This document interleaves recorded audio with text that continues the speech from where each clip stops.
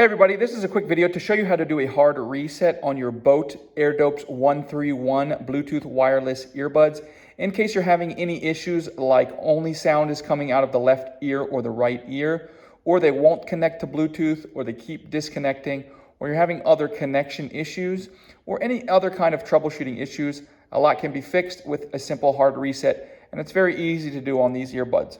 Now, you will need to repair them with your device once you do this.